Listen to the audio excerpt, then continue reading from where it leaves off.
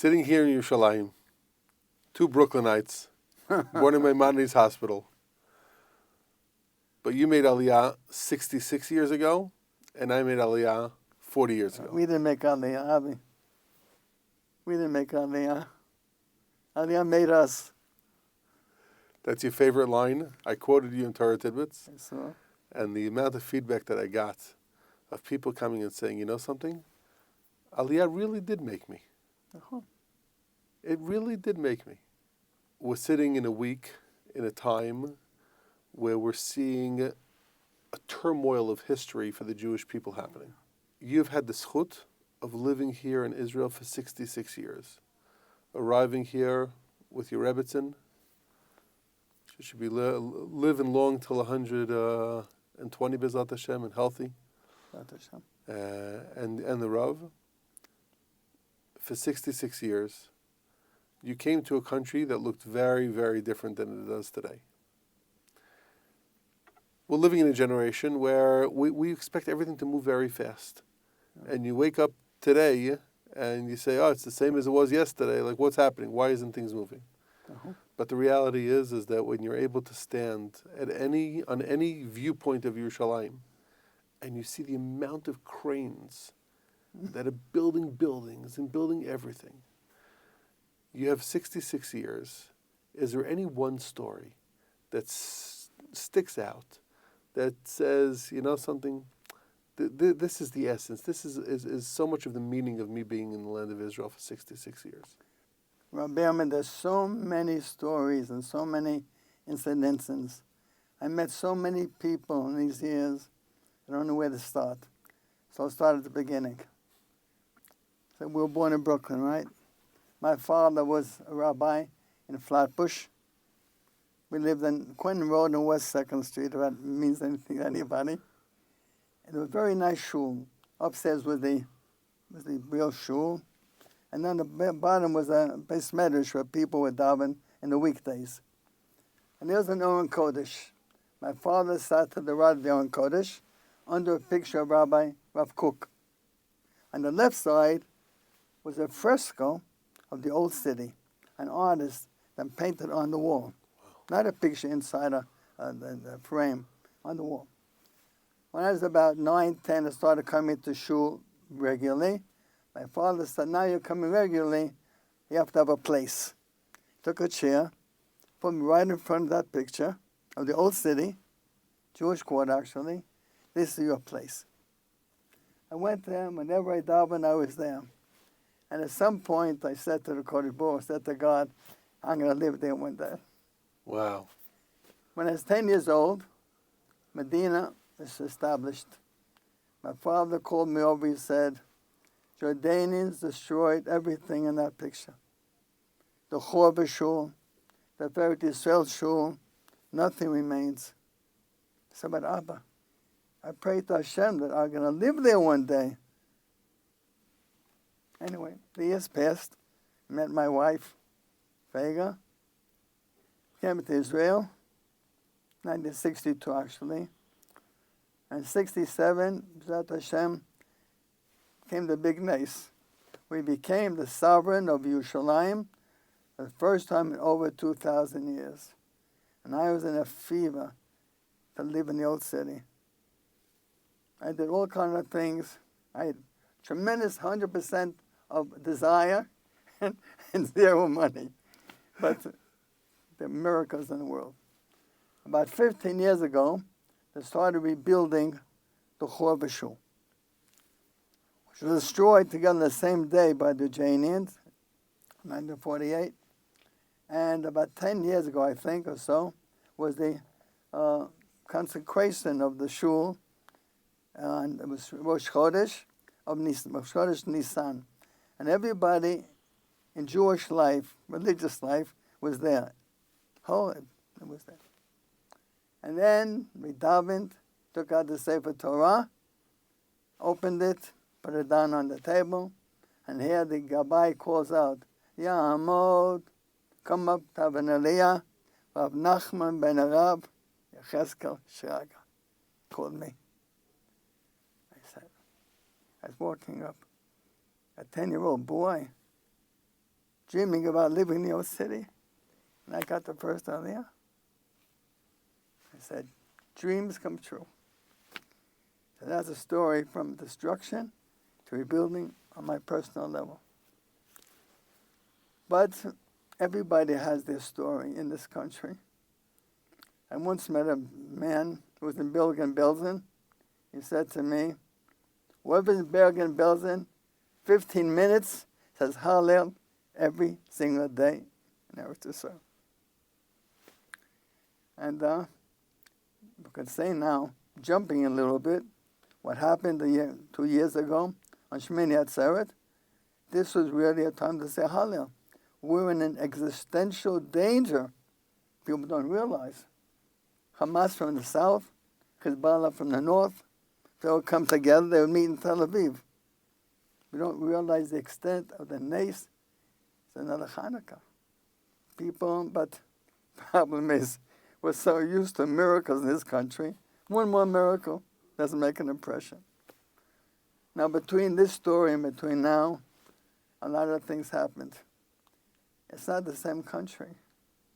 Everything changed. The people changed. The makeup of society changed. Just to give you a little example, used to go to Makolet, a supermarket, used to buy half a loaf of bread. There was no money. We lived in a wooden hut. Now, there are different kind of wooden huts. I picture Lincoln lived in a log cabin. That's a big house. We lived in a broken down. I was the Ram in Yeshiva, and in the Yeshiva high school called Nechalim, between the airport and Petach Tikva. Still exists today, a beautiful Yeshiva Nechalim. They don't have any rundown huts anymore. Now it's beautiful Not homes. anymore, yeah. And I was a Ram there. I was 24 years old, and the other Ramim were all, they could have been my father. And to this, I don't know why how he hired me. Anyway, we became very good friends to this day, Rabbi Yoska Baga. And I recall another little personal thing. When I got married, we got married, I went to Yeshiva Flatbush High School, Yeshiva Flatbush, where I studied in elementary school, and I asked for to work. I was like one of the few Shomer Shabbos kids in the class. I said, well, certainly will take me. I had smicha from Beis Yosef. And the principal, which I really respected, he said, go to Israel, study in Hebrew University for 2 years, come back and we'll talk about it. Now, I was a little bit hurt a little bit, but I understood him. Anyway, time passed. 2 years later, we came in aliyah, and I was teaching in the Chalim, and I got a telegram from Mr. Braverman, Zecher Tzedek Bracha, to meet him in a hotel in Tel Aviv. I really understood what's happening. I went to meet him. He said to me, gave me a compliment that what I did, the work I did in the Chalim. He offered me to come back to America, teach Gemara in this high school for the highest salary. I said, revenge is very sweet. I didn't say that really. I said, Mr. Braverman, Shiva Flatbush doesn't have enough money for me to leave Israel. And he was a tough man. He took me around and he says to me, Halo shalcha iter chashuv me'aken shalcha. Your no is more important to me than your yes. Wow. And then he died a few months later. But what gave you at that point already the self-confidence, the understanding that you should be staying in the land of Israel? All right? He's offering you a position to go similar to what your father did, had an impact in Jewry in North America. So the rabbi is giving you an opportunity to go back to America, to have an influence on an important school. I was once criticized by somebody in America for leaving America and now going to Chinuch, United States. But my coming to Eretz Yisrael was not an intellectual decision. It was a compulsion. I knew I had to be here. And in certain times of my life, it's very special, I would make a point, I've got to relive this moment, this second. And when the plane landed, to beautiful Israeli music, And the door opened up. It took the first breath of aliyah Yisrael, the air of Israel. We went down the stairs. My wife and I went down and kissed the ground. And I remember that moment. I can relive it again. For me, it was not a question of why to come. I just had to be here. It was a pull. I always say, that when you come to Israel, it's called you make aliyah, right? Aliyah. I mean, because you're coming up. The word aliyah has also another inference. When you're called to the Torah, to get an aliyah. When you're called to the Torah, the Gabbai does not say, whoever wants, come up. No. What's your name? What's your father's name? It's by name. When you come to Eretz Israel, it's by invitation. Min Hashemayim. You're called up. Ya'amod Av Yitzchak ben Shagafayvel. It's Eretz Israel. It's by name. You don't come here to the palace of the king uninvited, and don't leave unless you're thrown out. This week, some big chacham said, if we're drafted, we're going to leave the country. He doesn't know he's being thrown out from the country. You don't leave this country. Various people here are very special, one by one. But anyway, it's a different country than what it is today. I remember we were sitting about 15 years ago, and you told me a line that stuck with me. I remember it was right before a Yom Yerushalayim dinner that we had in the Ramada here in Yerushalayim. And you told me that, Avi, if you think back to the Jew that's standing in Auschwitz, and he's inside the gas chambers, and he has to, at that moment, think, how far am I from the redemption of the Jewish people? We're at such a low point. Avi, if you take that from there until the complete redemption and put it into percentages and look at where we are today, what percentage of what we had to accomplish have we accomplished already? It's off the page.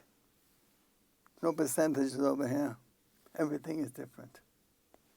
Everything, not only spiritually, we created here an empire of Torah. Never was. You take all the big yeshivot in Europe, whatever, Temir, Slobodka, 50 Talmidim, 100 Talmidim maybe. In the Shiva Mir, there are 5,000 Talmidim. In Merkaz Arav, there are also thousands of Talmidim. It's a different thing, also the quality. Everybody thought that this generation is going to be a failure. This war proved that this generation is one of the greatest generations.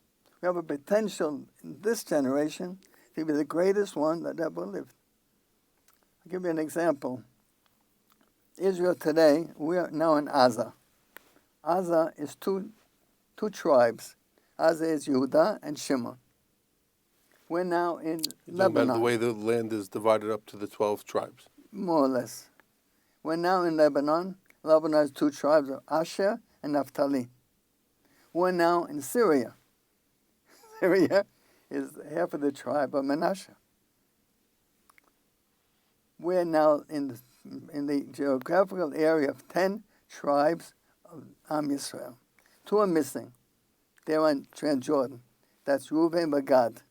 Like we just read this past week in the Parsha. But by the way, why did they really want to go there? Say because we need grazing lands. That's not the real reason. But it's not. It really is. Moshe Rabbeinu cannot come to Eretz Israel. We're going to bring Eretz Israel to Moshe Rabbeinu. Because he's all alone there.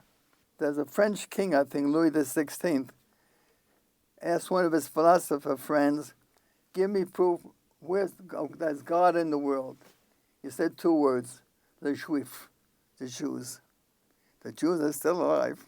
After what we wanted to do to them, there's God in the world. Take a look at Medinat Israel. We never had as many people, 7.5, almost 8 million Jews in this country. probably even double of what you have in the world, because they say that half the number of Jews in the United States, whatever the number you get, 5, 6, they're not halakha Jews. So any number you have, there's only half of halakha Jews. And you mentioned the cranes. There's such building going on all over the country. And there's another thing. It's take the stock market. it's a very pressed way of measuring. Just take a look at it. My car is the oldest car on the road. And my car is 2 years old. Baruch Hashem. Not that everybody here is not living in luxury in Nachon, but my father was born here, 1904, and he explained to me what Eretz Yisrael was. He came to Yerushalayim when he was 12 years old once. They traveled at night, because you couldn't go during the day because of bandits and other things. It took him a whole week to get from Tzfat to Yerushalayim. Today, you get in your car, 3 hours if you're a bad driver, in Tzfat already. That's only examples. There was a study made, I read, of happiness or satisfaction of people in the country. Yeah. So Israel is very high on the list. And that's with anti-Semitism. Without it, we'd be number one on the list. You know, you and your wife brought up a beautiful family. You have sons that went to the army, became high-ranked officers. You have a son that is building up the country, including buildings like the Waldorf Astoria and others. You have daughters that are, Baruch Hashem, bringing life into this world as midwives, and thank God you have tremendous nachat from your children, and grandchildren, and great-grandchildren, Baruch Hashem. I have a great-granddaughter who's 20 years old. Okay. Maybe one of our viewers are going to call you for a shidduch. My sons, they're all brought up in the old city. That's a special kind of special kind of an atmosphere over there. The oldest son is a project manager of big projects of building. You mentioned Waldorf Astoria. My second son, Chanoch, is a Ram Yeshiva in Hebron. And the youngest son, he's a general in the army, brigadier general. They're all now in the army. The oldest son is 62 years old. And the baby, the general, is 56. Some baby. We have 2 daughters who are midwives, another daughter who is an expert in trees. A tree. She works for the area, for the city. When they have to take down the tree, put up a tree. How did it happen? Anyway, she's an expert in the trees. And Baruch Hashem, many grandchildren, not enough. Many great-grandchildren, also not enough. But Baruch Hashem. You didn't say not enough about children. Enough children. When you walk around this country, whether it's Yerushalayim or anywhere else, are there any specific places that you come to that you remember walking there or going on hikes there, and now you see it into... I'll tell you. The family, for the most part, were in the underground before the Medina was created. The family from Tzfat, and that was the orientation. And I had one of my cousins. He was an officer in the Etzel. Etzel was the underground. The commander was Begin. And there was a period of time we would meet once a month in Yerushalayim, and he would show me places, what he did, what the Etzel did. And all these places don't exist anymore because they're built up. And whenever I go to these places, I remember what he told me. And then I recalled when I came here, I said, what am I coming to? There's no more underground. There's no more, what do you call it, the British mandate. Everything's done already. It's boring. 1962. And It's far from boring. I had an aunt in 1938, so going with the family, an aunt by marriage, with children, from a wedding from Haifa to Tzfat, and the taxi was attacked by Arabs, and they killed everyone in the taxi. With my aunt and some cousins. One cousin, a little girl, mother fell on her, and that made the family to go leave the Cheder, the old Sadza Hasidim, leave the Cheder and join the Etzel, Haganah Etzel. And the family is, for the most part, Dati Lumi. We see the Yad Hashem and everything here. Then, of course, comes the embarrassing, I don't know what to call it, embarrassing subject of Haredim not going to the army. But obviously, I have to respect their point of view because they're Rabbanim, find their point of view. But my opinion is that they're wrong. And I say, actually, one of the greatest moments of our life, I could say, when I was drafted, putting on the uniform in basic training. I was in the Army for 22 years, in the Air Force. I'm not a pilot exactly, but I was anti-aircraft. I was in the desert, in the Sinai. I can only say that I don't know how this seichel to come here. The greatest thing in the world. The greatest experience for a person is to be born a Jew. We say, Mishnichnas, when Adar comes in, we expand some happiness. When Av comes in, we detract. But it's always a happiness. The question is to what degree, more or less. But nothing is no happiness. That's the standard. What can I say? You know, I ask myself, what is the difference between a Tisha B'Av, that the Jews were sitting on the floor 100 years after the Churban Bet HaMikdash, after the destruction of the Second Temple, no matter where they are in the world, they're sitting on the floor on Tisha B'Av and crying. And then fast forward 500 years. What progress did the Jewish people make in those 500 years? The Gullus probably got deeper. More Jews are killed. The amount of pogroms increased. Take 1,000 years. Take 1,500 years. Same story. Same story.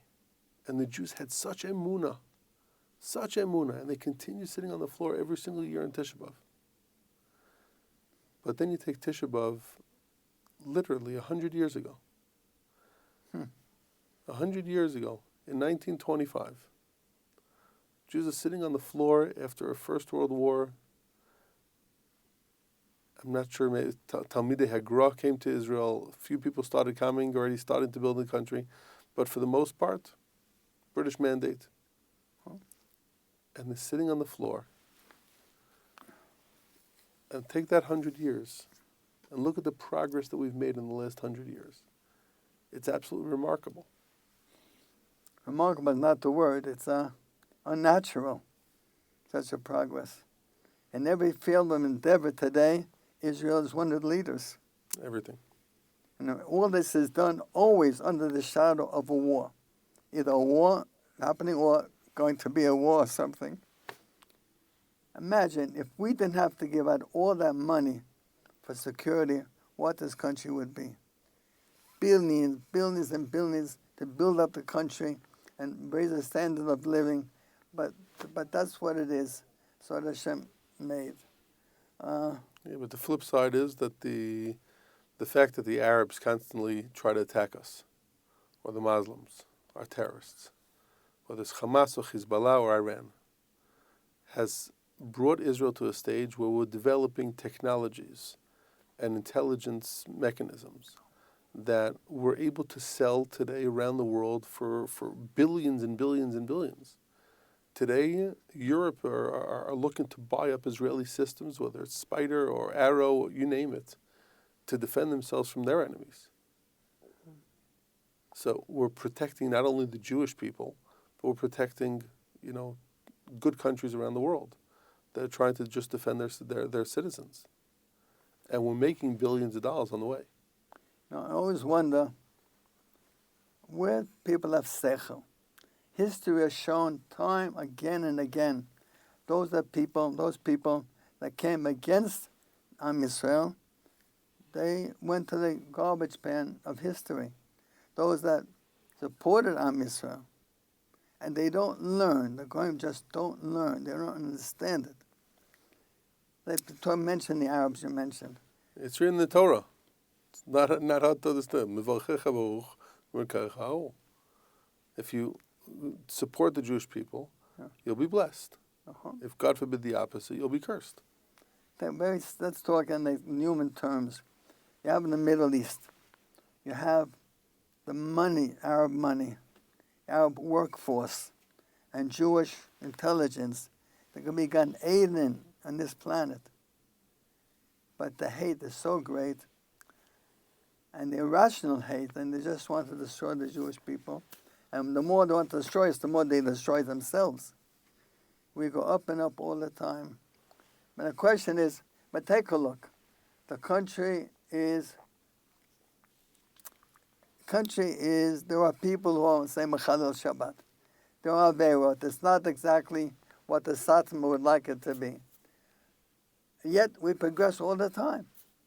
Kodesh Baruch Hu, what about Schar V'Onesh? If you do good, you get a reward. If you do Aveirot, sins, then you get punished. We do sins, and we're getting a reward. I said, that's the time, that's the sign of the Mashiach. Where Hashem doesn't look at the things, the bad things, only look at the good things. And there's so much good here in the people. Israeli people, a little tough on the outside, but they're sweet on the inside. That's why they call them Sabras. Sabras, yeah. But one thing I see, I can measure the difference between me and my children and grandchildren. They're Sabras. But I have a little bit of Goyishkeit a little bit in me. I would see a baseball game, I would stop and watch it. But they're true to the inside. They are Israelis, they're Sabras. And I'm so happy for that. So you gotta understand that a neshama that comes down to this world in Israel must be a totally different neshama that Kodesh Baruch Hu brings down anywhere else in the world. But Zohar says that someone that comes from Chutz La'aretz to live here, on the first night that he gets an added neshama, whatever that means. And the zchut that a person has for deciding to leave their life outside of Israel and bring it into Israel and sell their house and move to Israel and go through, it's not easy. En Eretz Yisrael niknet b'yisurim, right? We know that the land of Israel is not acquired without triumphs. But thank God we see the thousands and thousands that are coming every year from North America. And the thousands and thousands that are coming from countries all over the world. In wartime. Even in wartime. And thank God, seeing success. Life is divided between two things, decisions and implementation. That's what everything is all about. All day long making decisions. Implementations are much easier than decision making. To decide, like you said, pick yourself up and change your life. And everything is different. To move to Asia. What am I doing in Asia? I was born in Poughkeepsie. But do that, but Hashem helps you. Once you make that decision, things start happening. That's what it's. There was a period in my life for 2 years when I took a vacation from the yeshiva and the kollel. I was the head of the chief rabbi's kollel for 3 years, Rabbi Goren. And I was assistant to the Minister for Religious Affairs. For Haftik. Dr. Haftik Tzaddik. He signed on the Megillat HaAtzmaut, the Declaration of Independence. He saved thousands of people in the Shoah. He was a lawyer, and he wrote a book about how we did this kind of things. But I saw the inner workings of the Medinat Israel. And that's why you think it's such a big miracle. You said it. But I on the political level, there is something lacking in Yiddishkeit. But the people are much more advanced spiritually than the leaders are. The people, even the people who are not so dati, but they are dati. I'm always happy to see, when I see, for example, someone who is obviously not religious b'chlal, going into a store, kissing the mezuzah. Everyone has it here. Politically, that's a different story. Look at the Mesirut Nefesh that we're seeing from the secular world. Secular world, yeah. In fighting for the Jewish people, and defending the Jewish people, and developing the land of Israel. It's remarkable. I asked a question in the Shemayim, which we don't know the calculation in the Shemayim. Someone who is secular, not someone who's an apocorus, who's an atheist, a Jew who lights candles on Friday night, puts on the television. That's like the majority here. Versus someone who's very, very, very, very religious or observant in Chutz La'aretz. Whose schar is bigger? Who is more important in the spiritual world? A man lives and breathes 24 hours a day in Eretz Israel versus someone, I remember saying, the Gemara says, they said to Rabbi Yochanan, Ika Saba Babavel, there are old aged people living in Babylon. How can that be? Because the pasuk says in Kriyat Shema, "Aman Yabu Yamechem," I will increase the life of you in Eretz Israel. "Aman Yabu Yamechem Mevanechem Al Adama." How could it be you have older people living in Chutz La'aretz? That's a gift given to Eretz Israel. So they said to him, because over there they go to shul in the morning and the evening. So that's what the Gemara says. But what does it mean? It means to say that, and Rabbi Yochanan was satisfied with that answer. It means that a shul is like part of Eretz Israel, the Kedusha. So they go to Dav in the morning, evening, they're not disconnected. Nothing there. But then someone said this in the Shia, as man says, in that case, I don't have to come here. I can live in Chutz La'aretz. I'll go to shul in the morning, go to shul in the afternoon. He said, yeah. Then you also have the Aveira that you're leaving Eretz Israel twice a day. And the Aveira is bigger than the mitzvah that you get. So the question is, but people here, remember, no one has to come here. No one is forced to come here. Everybody living here because he wants to live here. They tell that once in the Haifa harbor, there are two ships.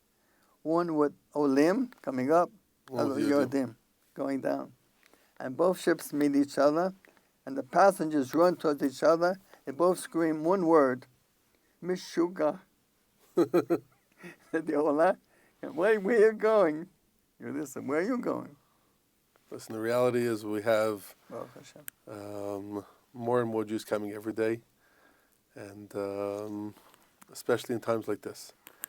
It's comforting to see how many Jews are feeling more and more connected to the Father in heaven.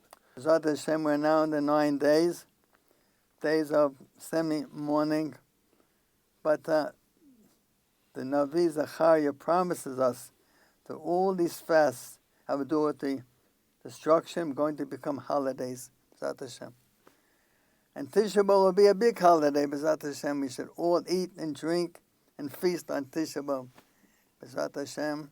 And Am Yisrael says, B'yachad ninatzeach. Together we shall be victorious. What does together mean?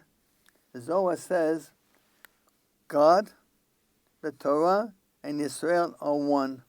That's it together. Together we will be Ninatzeach. We stand every Tisha B'Av, and we say a tefillah that we add to Shmoneh Esrei, to the silent Amidah. And it talks about Nachem, right? Where we're talking about Yerushalayim, Ha'avila, V'abzuya, V'ashomema, Mibli Banea. Leginot Shem. That we're talking about the Yerushalayim is deserted, that it doesn't have its children. And I stand every single Tisha B'Av, and I say this tefillah and have a rough time. Like, how could I possibly be unthankful to God and continue saying that His children are not home after HaKadosh Baruch Hu Our Father in heaven has done so many miracles to bring back his children. How do we say these words today? There's so much more to do. But how do we not have the hakarat tov for all that has been? We don't change because we're stuck. We don't have the institutions to be able to change halachot. But you can add a word here and there in davening. Add the word was. Haya bezuya. Haya kacha. Haya. Add one word, that's all. And then everything fits into place. So Allowed to add a word. What I've been trying to do is think of areas that still need to be developed. Okay. And that still, I say Tisha B'Av is the one day a year I'm going to focus on the areas that still need to be developed and less on the areas that have already been developed. Leave them there for the Mashiach. Don't take it all for yourself. Let him do something. He'll come to a finished land. What am I doing here? Zat Hashem. Remember, life's also an extra thing. I'm a Kohen. I've been unemployed for 2,000 years. I want to work a little bit. It's about time. I say, basement should be built. What job do I want? Give me a broom. That's enough for me, says the sweeper. The squeegee. Just let me see it. Zat Hashem. Amen b'karov mamash. Zat Hashem. Toda rabba Rav Kahana. Thank you very much. Thank you. It's a real honor. Thank you for listening.